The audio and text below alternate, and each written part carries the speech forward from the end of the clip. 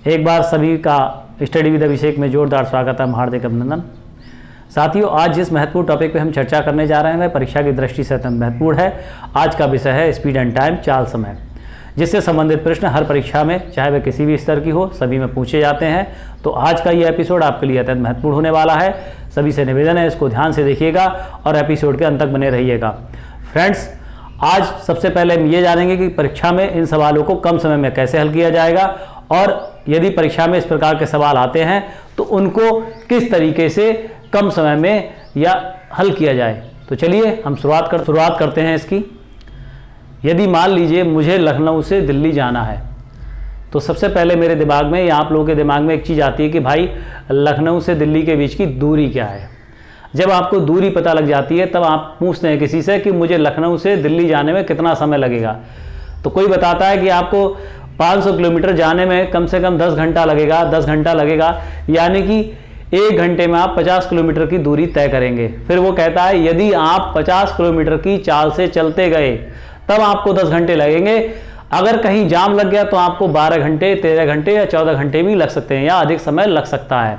तो फ्रेंड्स, हमने देखा कि दूरी, चाल और समय, इन 3 चीज़ों की आवश्यकता हुई कहीं जाने के लिए। किसी गंतव्य स्थल पर जाने के लिए हमें क्या, पहले तो दूरी, फिर आपकी चाल, फिर समय, ये तीनों चीज़ें आपस में जुड़ी हुई हैं। तीनों चीज़ों की आवश्यकता हुई तो हमें 3 चीज़ों के अलावा किसी अन्य चीज़ के बारे में नहीं सोचना है। इन तीनों चीज़ों के आपस के अंतर संबंध को समझना है कि समय, दूरी, चाल में आपस में क्या अंतर संबंध है।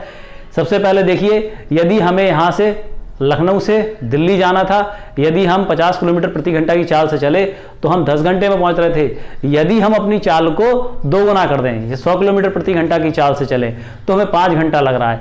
यानी कि दूरी वही रही लेकिन समय कम कर दिया, चाल आपने बढ़ा दी तो आपका समय कम हो गया।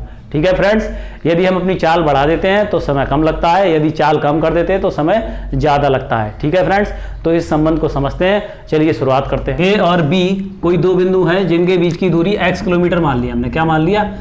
x किलोमीटर मान लिया, या इसे x मीटर भी मान सकते हैं। क्या मान सकते हैं? x meter. इसी प्रकार से यदि a से b तक जाने में हमारे लिए t सेकेंड, t समय लगता है, तो समय जो होगा वो सेकेंड में भी हो सकता है और आवर्स में भी हो सकता है। ठीक है फ्रेंड्स, तो यदि a से b तक जाने में हमारे लिए t समय लगता है और a से b के बीच की दूरी क्या है? x किलोमीटर है, तो स्पीड या चाल बराबर क्या होता है? दूरी यानी कि आपकी डिस्टेंस अपॉन टाइम। क्या हो जाएगा आपका? टाइम या समय। ठीक है फ्रेंड, तो चाल बराबर क्या होता है? दूरी बटे समय। या ये कह सकते हैं इसको, चाल को कुल तय की गई दूरी को कुल लगे समय से भाग करें तो क्या प्राप्त होगी? तो चाल प्राप्त होगी। क्या प्राप्त हो जाएगी हमें? चाल। ठीक है फ्रेंड्स, चाल बराबर क्या हो गई? दूरी बटे समय। कुल तय की गई दूरी बटे कुल लगा समय बराबर क्या हो जाएगी? आपकी चाल हो जाएगी, स्पीड हो जाएगी। Total cover distance upon total time taken, यानी कि कुल तय की गई दूरी बटे कुल लगा समय क्या हो जाएगी? आपकी चाल हो जाएगी। देखिए फिर से इसे और भी तरीके से बता सकते हैं। एकांक समय में, यदि 1 सेकंड मान लेते हैं, एकांक समय में चली गई दूरी को भी क्या कहते हैं? हम चाल कहते हैं। क्या कह सकते हैं हम इसे? एकांक समय में चली गई दूरी को चाल कहते हैं। अब देखिए, चाल क्या हो जाएगी आपकी? दूरी बटे समय। दूरी आपकी मीटर में भी हो सकती है, मीटर, और समय आपका सेकंड में भी हो सकता है, तो मीटर पर सेकंड हो जाएगा इसका मात्रक, या किलोमीटर प्रति घंटा भी हो सकता है। क्या हो सकता है? किलोमीटर प्रति घंटा भी हो सकता है। यहां पर क्या हो जाएगा? कुल चली गई, एकांक समय में चली गई दूरी को हम चाल कहते हैं। क्या हो जाएगा, चाल बराबर क्या हो जाएगा, मीटर पर सेकंड भी हो सकता है। चाल क्या हो सकता है, मीटर पर सेकंड।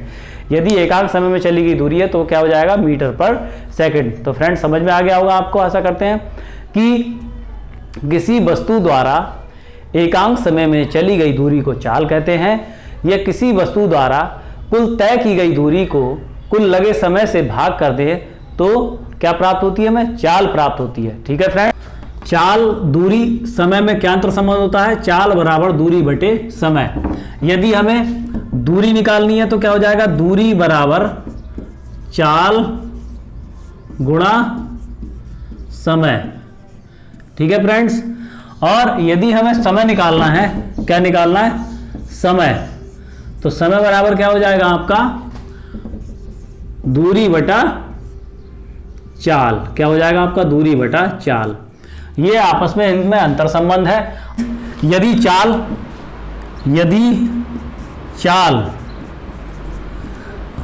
किसमें दे रखी हो, किलोमीटर प्रति घंटा में, तो हमें किसमें चेंज करना है, मीटर प्रति सेकंड में। यदि चाल किलोमीटर प्रति घंटा में दी हो तो मीटर पर सेकंड में चेंज करने के लिए, मीटर पर सेकंड में बदलने के लिए किससे गुणा करेंगे, किससे करेंगे, 1000 अपॉन 3600। क्यों करेंगे, देखिए मैं आपको यहां समझाता हूं पूरी चीज। यदि मान लीजिए आपको चाल दे रखी है किलोमीटर प्रति घंटा, ठीक है, किलोमीटर प्रति घंटा, तो ऊपर आपका किलोमीटर, नीचे आपका आर। किलोमीटर में कितने मीटर होते हैं, 1000 मीटर होते हैं, और एक घंटे में आपके 60 मिनट, और 60 मिनट को सेकंड में बदलने के लिए 60 से फिर मल्टीप्लाई करेंगे तो क्या आ गया आपका 1000 अपॉन 3600 मीटर पर सेकंड। क्या आ गया, अगर इसको सॉल्व कर लेंगे और थोड़ा तो क्या आ जाएगा, 5/18, कितना आ जाएगा, मीटर पर सेकंड। यानी कि किलोमीटर प्रति घंटा को मीटर पर सेकंड में चेंज करने के लिए 1000/3600 या 5/18 से गुणा करते हैं। क्या करते हैं, 5/18 या 1000/3600 से गुणा करेंगे। इसी प्रकार मीटर पर सेकंड को किलोमीटर प्रति घंटा में चेंज करने के लिए क्या करेंगे, उल्टा कर देंगे। क्या कर देंगे, उल्टा। मीटर को देखिए यहां पर समझ लीजिए छोटी सी बात को, यदि मीटर दे रखा है और इसे किलोमीटर में चेंज करना है, किसमें चेंज करना है, मीटर को किलोमीटर में चेंज करना है, तो क्या करेंगे, 1 मीटर बराबर कितने होते हैं बताइए, 1000 मीटर बराबर 1 किलोमीटर होता है, किलोमीटर, और हमें 1 मीटर को चेंज करना है किलोमीटर में, तो क्या जाएगा, 1 मीटर बराबर आ जाएगा 1/1000 किलोमीटर। ठीक है फ्रेंड्स, ठीक इसी प्रकार से 1 घंटे में कितने मिनट सेकंड होते हैं, एक आर बराबर होते हैं 60 × 60 सेकंड, क्योंकि एक घंटे में होते हैं 60 मिनट, और 60 मिनट को सेकंड में चेंज करने के लिए 60 से फिर मल्टीप्लाई करेंगे, ये होते हैं। तो 1 सेकंड बराबर कितना हो जाएगा आपका, 1/3600।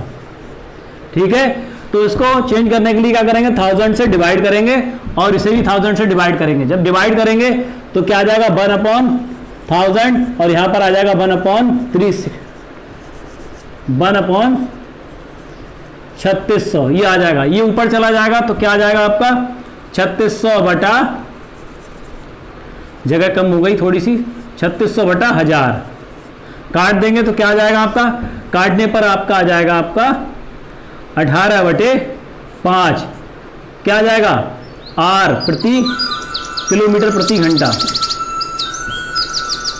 एक लिए एग्जाम्पल करते हैं ताकि हमें अच्छे से कॉन्सेप्ट क्लियर हो जाए। देखिए 72 किलोमीटर पर आवर को मीटर पर सेकंड में बदलो। ये हमें स्पीड या चाल दे रखी है 72 किलोमीटर प्रति घंटा को मीटर प्रति सेकंड में बदलना है। मैंने आपको बताया था कि किलोमीटर पर आवर को मीटर पर सेकंड में किस में चेंज करने के लिए, मीटर पर सेकंड में चेंज करने के लिए 1000/3600 से मल्टीप्लाई करते हैं, या 5/18 से भी मल्टीप्लाई करते हैं। दोनों का बात एक ही है। इसको सॉल्व करेंगे तो ये आ जाएगा। ठीक है, तो क्या इसमें चेंज हो जाएगा आपका, मीटर पर सेकंड में चेंज हो जाएगा। तो हमें दे रखी है चाल कितनी दे रखी है हमारे लिए, 72 किलोमीटर, कितनी दे रखी है 72 किलोमीटर पर आवर। इसको किस में चेंज करना है, मीटर पर सेकंड में चेंज करना है। तो या तो इससे गुणा कर दें या इससे गुणा कर दें। तो हम किससे करेंगे, इससे गुणा करेंगे। तो क्या हो गया 5/18 हो गया। 18 से इसको डिवाइड कर दें, 18 4 जा कितना हो जाएगा, 18 4 जा 72 हो जाएगा, और ये आ जाएगा 4 × 5 तो कितना आ जाएगा 20 मीटर प्रति सेकंड। 20 मीटर प्रति सेकंड की स्पीड आ गई। 72 किलोमीटर प्रति घंटा को हमने चेंज किया मीटर पर सेकंड में, तो क्या आ गया 20 मीटर पर सेकंड। इसको चेंज करने के लिए क्या किया हमने 5/18 से मल्टीप्लाई कर दिया। इसी प्रकार से दूसरा है 50 मीटर पर सेकंड को किलोमीटर पर आवर में बदलो। मैंने आपको बताया था कि मीटर प्रति सेकंड को किलोमीटर में कन्वर्ट करने के लिए 18/5 से मल्टीप्लाई करें। किससे मल्टीप्लाई कर देते हैं, 18/5 से। तो हमें दे रखी है 50 मीटर पर सेकंड, इसकी मल्टीप्लाई किससे कर देंगे 18/5, 5 10 जा कितना हो गया 50। तो ये आ गया 10 × 18 सॉरी 18, तो कितना आ गया 180 किलोमीटर पर आवर।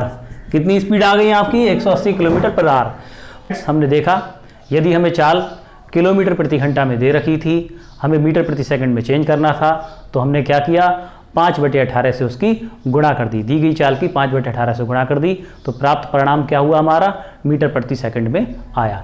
इसी प्रकार कोई चाल अगर हमें मीटर प्रति सेकंड में दे रखी है और उसे किलोमीटर प्रति घंटा में बदलना है, तो हम उस चाल को 18/5 से गुणा कर देंगे, तो प्राप्त चाल किस में आ जाएगी आपकी किलोमीटर प्रति घंटा में। ठीक है फ्रेंड्स, चाल समय के अंतर्गत रेलगाड़ी से संबंधित प्रश्न बहुतायत पूछे जाते हैं। तो सबसे पहले रेलगाड़ी से संबंधित कुछ महत्वपूर्ण जानकारी आपको देते हैं। देखिए, जब दो रेलगाड़ी एक ही दिशा में चलें तो सापेक्ष चाल क्या होगी, पहली की चाल माइनस दूसरी की चाल। ठीक है फ्रेंड्स, फिर से समझिए, जब दो रेलगाड़ी एक ही दिशा में चले, अर्थात एक रेलगाड़ी आगे चल रही हो और एक रेलगाड़ी उसके पीछे चल रही हो, तो उसकी सापेक्ष चाल क्या होगी, तो सापेक्ष चाल होगी चालों का अंतर, अर्थात पहली की चाल माइनस दूसरी की चाल। बड़ी वाली चाल में से छोटी वाली चाल माइनस कर देंगे, ज़्यादा वाली चाल में से कम वाली चाल को माइनस कर देंगे, तो क्या आ जाएगी सापेक्ष चाल। समझ लीजिए, यदि कोई ट्रेन आगे चल रही है और उसके पीछे दूसरी ट्रेन चल रही है, तो सापेक्ष चाल उन दोनों की चालों का अंतर होगी। दूसरा देखते हैं, जब दो रेलगाड़ियां एक दूसरे के विपरीत दिशा में चल रही हों तो उनकी सापेक्ष चाल पहली की चाल प्लस दूसरी की चाल। अर्थात जब दो रेलगाड़ियां एक दूसरे के विपरीत दिशा में आए, एक दूसरे के सामने आए, तो उनकी सापेक्ष चाल उन दोनों की चालों के योग के बराबर होगी, अर्थात दोनों की चाल आपस में जुड़ जाएगी। ठीक है फ्रेंड, जब दो रेलगाड़ियां एक दूसरे के विपरीत दिशा में चल रही हों, अर्थात एक दूसरे के सामने आ रही हों, तो पहली की चाल प्लस दूसरी की चाल उनकी सापेक्ष चाल होगी। इसके बाद कोई रेलगाड़ी किसी खंबे या व्यक्ति को पार करने में अपनी स्वयं की लंबाई के बराबर दूरी तय करती है।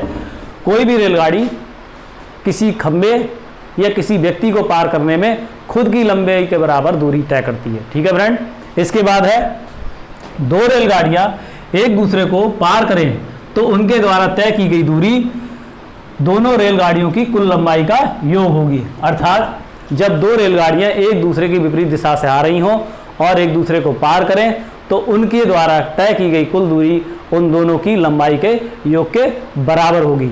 ठीक है फ्रेंड, एक तो ये हो गया।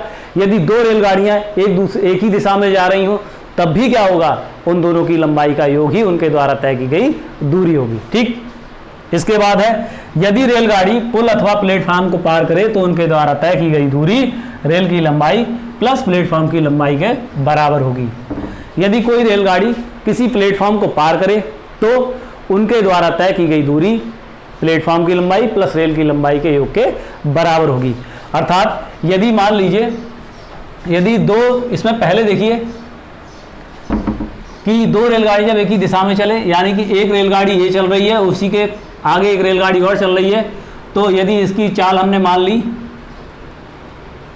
S मान ली, इसकी S1 और इसकी S2 मान ली, तो S2 माइनस S1। ठीक फ्रेंड्स, दो रेलगाड़ियां एक दूसरे के विपरीत दिशा में चल रही हों तो उनकी सापेक्ष चाल क्या होगी। यदि एक की स्पीड एक इधर आ रही है और एक इधर आ रही है, एक दूसरे के आमने सामने आ रही है ट्रेन, तो ये S1 मान लो और ये S2 मान लो, तो S2 प्लस S1 दोनों की चालें जुड़ जाएंगी। इसी प्रकार से कोई रेलगाड़ी किसी खंबे या व्यक्ति को पार करने में अपनी स्वयं की लंबाई के बराबर दूरी तय करती है। ये खंबा है और ये रेल है, तो इसकी लंबाई अगर हमने मान ली L है, तो इसको पार करने में L दूरी तय करेगी। कितनी दूरी तय करेगी? L दूरी तय करेगी। ठीक, दो रेलगाड़ी एक दूसरे को पार करें तो उनके द्वारा तय की गई दूरी दोनों रेल की लंबाई का योग होगी। यदि एक दूसरे को पार करें, ये रेल है और ये रेल है, जब एक दूसरे को पार करेंगी तो ये जो अभी हेड है एक दूसरे के टेल बराबर में हो जाएगा। जैसे ये जो है ये इधर चली जाएगी और ये इधर चली जाएगी, तो इन दोनों की कुल लंबाई के योग के बराबर होगी। ठीक है, इनके द्वारा तय की गई दूरी। इसी प्रकार से यदि रेलगाड़ी पुल अथवा प्लेटफॉर्म को पार करें, ये प्लेटफॉर्म है, ये रेल आ रही है, जब इसको पार करेगी तो इस तरीके से हो जाएगी, तो कुल दूरी ये तय हो जाएगी। ठीक है, ठीक है फ्रेंड्स, इसको ध्यान से नोट करिएगा, स्क्रीनशॉट ले लीजिएगा। एग्जाम्पल देखते हैं, बहुत ही बढ़िया है। 500 मीटर लंबी एक रेलगाड़ी किसी खंभे को 10 सेकंड में पार करे तो रेल की चाल किलोमीटर प्रति घंटा में ज्ञात करनी है। हमने अभी आपको बताया था कि अगर रेलगाड़ी किसी खंभे को पार करती है तो वह अपनी लंबाई के बराबर दूरी तय करती है। तो दूरी बराबर क्या हो गया इसमें? 500 मीटर हो गया। ठीक है, मीटर में दे रखी दूरी। समय आपका हो गया 10 सेकंड और चाल ज्ञात करनी है। किस में ज्ञात करनी है? किलोमीटर पर आवर में ज्ञात करनी है। तो सम क्या होता है? चाल बराबर होता है आपका दूरी बटा समय। आपकी दूरी है 500 मीटर, समय है 10 सेकंड, ये आ गया 50 मीटर पर सेकंड। हमें इसको किलोमीटर प्रति घंटा में बदलना है, तो 50 मीटर प्रति सेकंड को किलोमीटर प्रति घंटा में बदलने के लिए क्या करते हैं? 18/5 से क्या कर देंगे? गुणा कर देंगे। 5 से ये कैंसिल हो गया, 10 आ गया। क्या आ गया आपका? 180 किलोमीटर प्रति घंटा। ये इसका आंसर आ गया। ठीक है फ्रेंड्स, प्रश्न देखते हैं। अगला प्रश्न है, पुल की लंबाई क्या होगी जिसे 130 मीटर लंबी रेलगाड़ी 45 किलोमीटर प्रति घंटा की चाल से चलकर 30 सेकंड में पार करती है। देखिए, मैंने आपको बताया था, रेलगाड़ी संबंधी कुछ तथ्य बताए थे। उसमें ये बताया था, यदि कोई रेलगाड़ी किसी प्लेटफॉर्म या पुल को पार करे तो कुल तय की गई दूरी पुल की लंबाई या प्लेटफॉर्म की लंबाई प्लस ट्रेन की लंबाई। इसमें क्या होगा? इसमें कुल तय की गई दूरी ट्रेन की लंबाई यानी 130 मीटर प्लस पुल की लंबाई दोनों के योग के बराबर होगी। तो यदि पुल की लंबाई x मान लें, यदि पुल की लंबाई बराबर x मीटर, तो कुल दूरी क्या हो जाएगी आपकी? कुल दूरी हो जाएगी ट्रेन की लंबाई प्लस पुल की लंबाई। मैं आपको इसलिए लिखा रहा हूं ताकि आपको अच्छे से समझ में आ जाए। आप ये सब नहीं लिखेंगे, आपको सीधे करना होगा। तो क्या हो जाएगा? x प्लस 130, ये मीटर है। ठीक, अब आपका समय कितना दे रखा है? समय दे रखा है 30 सेकंड। ठीक, और चाल दे रखी है आपको, चाल दे रखी है 45 किलोमीटर प्रति घंटा। इसे चूंकि ट्रेन की लंबाई किस में दे रखी है? मीटर में दे रखी है, समय सेकंड में दे रखा है, तो इस चाल को भी किस में चेंज करेंगे? मीटर प्रति सेकंड में। ये ध्यान रखना, यूनिट एक जैसी हो। तो चाल मीटर प्रति सेकंड में चेंज करेंगे, तो 45 को मीटर प्रति सेकंड में चेंज करने के लिए 5/18 से मल्टीप्लाई कर देंगे। ठीक है, तो क्या आ जाएगा? 3 × 6 = 18, 3 × 3 = 15, 3 × 45, फिर 3 दूनी 6, 3 × 5 = 15, 25/2 मीटर पर सेकंड। ये इसकी चाल आ गई, 25/2 मीटर पर सेकंड। ठीक है, अब क्या आ गया? आपको क्या निकालनी है? दूरी बराबर क्या हो जाएगा? चाल गुणा समय। सबकी यूनिट समान कर दी। दूरी थी आपकी, ये दूरी थी x प्लस 130 बराबर चाल कितनी हो गई आपकी? 25/2 और समय हो गया 30। ये कट कैंसिल हो गया, 15 आ गया। 15 की 25 से गुणा करेंगे, 25 × 15। इसकी गुणा कैसे करेंगे? तो देखिए, मैं गुणा करने का तरीका बताता हूँ। जब दो संख्याओं में 10 का अंतर हो और कितना हो? 5 हो अंत में, तो क्या करते हैं? जैसे 25 × 15 दे रखा है, तो 25 में जो 2 है, दहाई का अंक है, उसमें 1 जोड़ देंगे, तो ये कितना हो जाएगा? 3। 3 की मल्टीप्लाई किससे करेंगे? 1 से। और ये क्या हो जाएगा? इधर 75 लिखेंगे, तो 375 आ जाएगा। कितना आ जाएगा? 375। इसकी मल्टीप्लाई 375 आ जाएगी। तो देखिए, x बराबर ये 130 उधर जाकर के माइनस हो जाएगा, 375 माइनस 130, तो कितना आ जाएगा आपका 245 मीटर। कितना आंसर आ गया आपका 245 मीटर। क्या आ गया, पुल की लंबाई, क्योंकि x क्या था हमने मानी थी, पुल की लंबाई मानी थी, तो पुल की लंबाई 245 मीटर हो गई। ठीक है फ्रेंड, अगला एग्जाम्पल है, बहुत ही अच्छा एग्जाम्पल है। यदि एक व्यक्ति कुछ दूरी 8 किलोमीटर प्रति घंटा की चाल से जाता है तथा वापस 6 किलोमीटर प्रति घंटा की चाल से आता है, यदि कुल यात्रा में उसे 3.5 घंटे 3 से 1/2 घंटे लगे, तो कुल तय की गई दूरी क्या होगी। बहुत ही बढ़िया सवाल है, इसमें दूरी पूछ रहा है आपकी। यदि एक व्यक्ति ए से बी स्थान तक जाता है और इसके बीच की दूरी x किलोमीटर मान ली जाए। देखिए जाने की चाल क्या है आपकी 8 किलोमीटर प्रति घंटा, 8 किलोमीटर प्रति आर, और वापस आने की चाल है आपकी 6 किलोमीटर प्रति घंटा। ठीक है, तो हम जाने में लिया गया समय और वापस आने में लिया गया समय देखते हैं।